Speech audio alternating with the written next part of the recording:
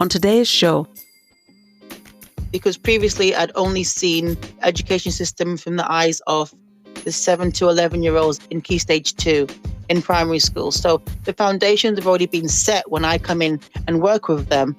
They've already got the ground basics for their phonics, for their number skills, things like that. But in early years, I think it's so important because you're going so much deeper to starting at the very, very beginning, from learning to count, from phonics, from enunciating words, from knowing your letter sounds, identifying letters, their fine motor skills, their gross motor skills. It's the smallest things that they are actually able to do is an achievement, and that lays the foundations for what they can do in future. Welcome to Education Today. I'm your host, Solanke. I spent 15 years in the secondary classroom teaching English, reading, and social studies. I've also been on the other side as a parent of 3 children who have completed the formal schooling years of kindergarten through 12th grade and are now in the college and career stage. Now I'm here to have conversations with teachers, administrators, school staff, students, and parents about all things education. Join me as I cover current topics in education from preschool through to college, career, and beyond.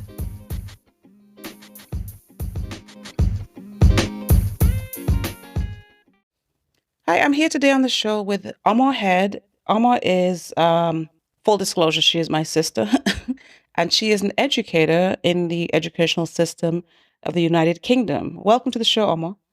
Hello, good evening. Well, good evening for us here in the UK. Good evening. So how long have you been in the educational system in the UK, and what is your current position? So I have been in the education system in the UK for about 15 years now. I started off working my first step into education started off as a nursery assistant. Mhm. So from ages 0 to 5 years old, I started off as a nursery assistant, first of all, just working in the kitchen and supporting. And then in the actual nursery setting, I was supporting the other practitioners, looking after the children, supporting the children. And then from that gave me a step into working in primary schools. So then I started working with agencies to go into different primary schools to work as a teaching assistant and supporting in Key Stage 2, which is roughly age 7 to 11, Stage 2. So then from then I got a job as a teaching assistant in a primary school setting, and I was there for roughly 9 years. And then I moved on from that job and became a higher level teaching assistant in another primary school setting. And that me to not only support in the classroom, but to actually teach whole classes and support individual groups with interventions and take on and cover the teachers when the teachers were absent or on their PPA time, their planning time, and outside of their class, their non-contact time. I was there to actually cover their class for an hour, for an afternoon, for part of the morning, where the lessons already been prepared, and I would just deliver the lesson that was already been planned. Okay. And I'm current. So in my last job, I was a high-level teaching assistant, and then the pandemic came. And during the pandemic is when I was pregnant with my daughter, and then schools closed down. I was on maternity leave, and then I was on maternity leave up until 2001, 2021. Uh-huh. And then I went back to my job for the last 7 weeks of the school term in June 2021, and then went back in the autumn term for September. But then in the new year, someone from my church offered me a position in a nursery setting that they run with their family, and I'm currently working there as an early years practitioner.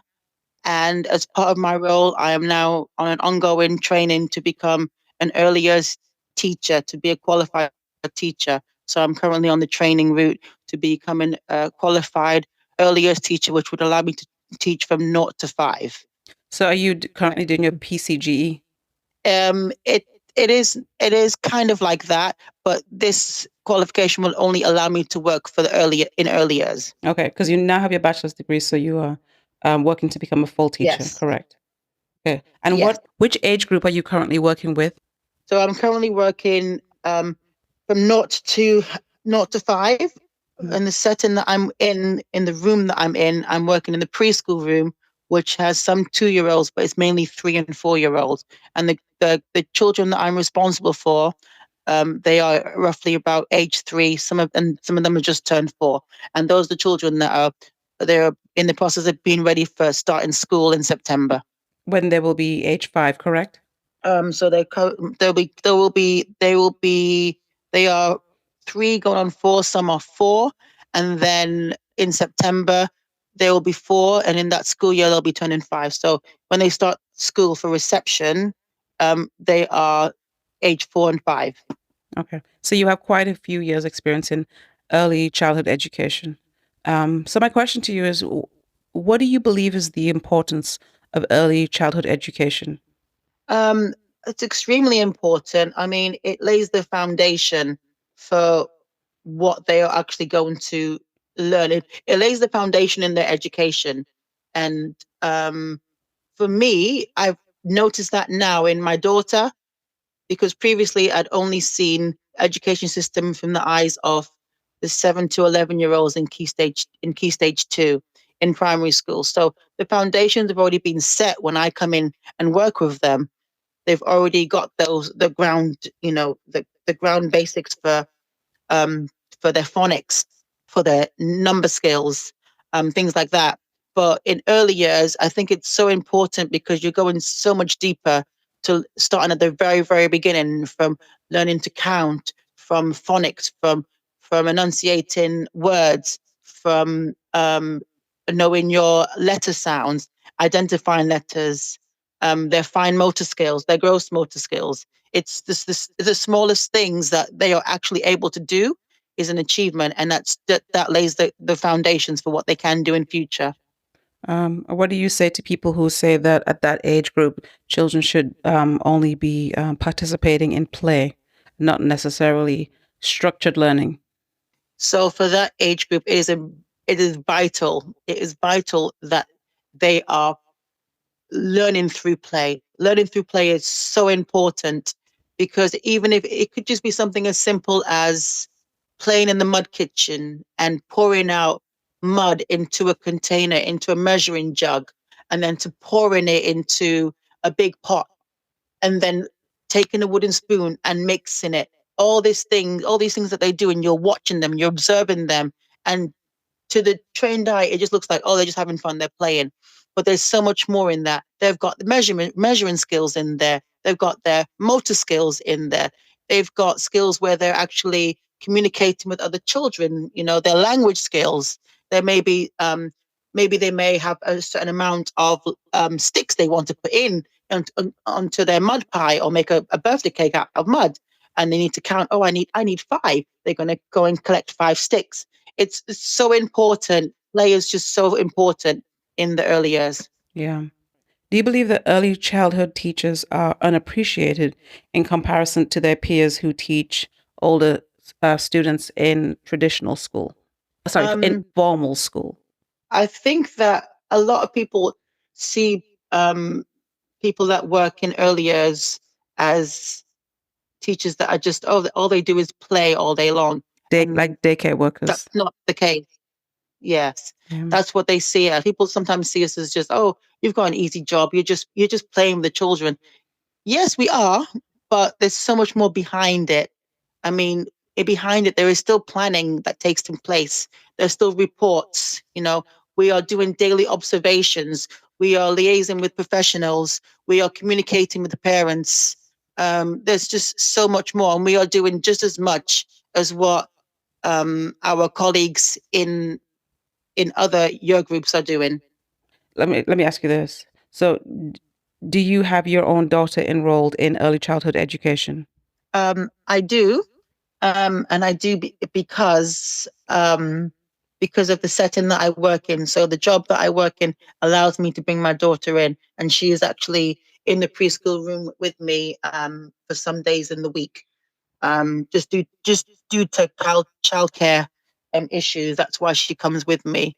But from her being in that nursery setting, I've noticed her development is just grown leaps and bounds. Her confidence, and it's beautiful to actually watch her actually engaging and playing with other children, because she's not around other children when she's at home. It's just her and with me and my husband, you know. So to actually witness her building relationships with other children and having conversations, you know, it's just beautiful to watch. And I think I must give credit to all those that are, you know, working in childcare, who are doing so much for our children.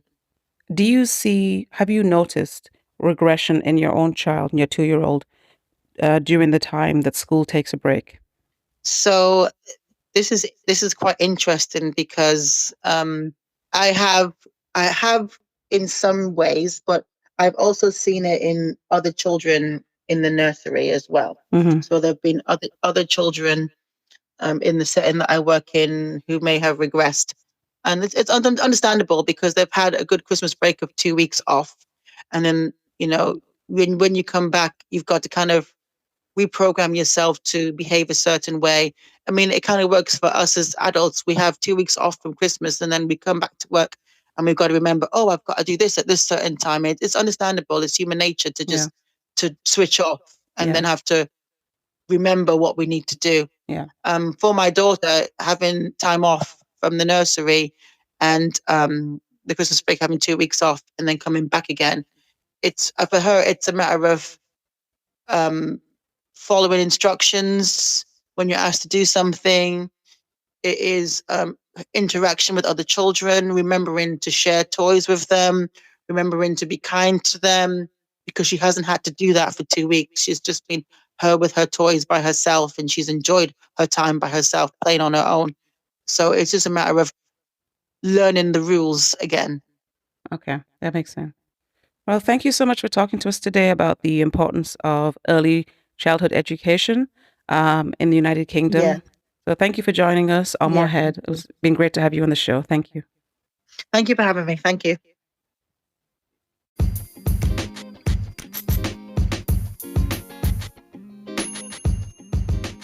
Well, thank you for listening to this episode of Education Today. We'll be back next time with more current topics on all things education. In the meantime, you can email any questions or comments you have about the show to edtodaypodcast@gmail.com. If you enjoy the show, please hit the subscribe button on whichever platform you are listening so we can continue to expand our reach. We are listener supported, so if you're able to make a small monthly donation, you can do so by clicking the Support This Podcast link at the bottom of the show notes. Check out my blog for more about my experiences as a classroom teacher at medium.com/@SOCO. That's medium.com/@SOHKOR. You can also find me on Instagram at SOCO_rights. That's SOHKOR_rights. See you next time, and thank you again for listening.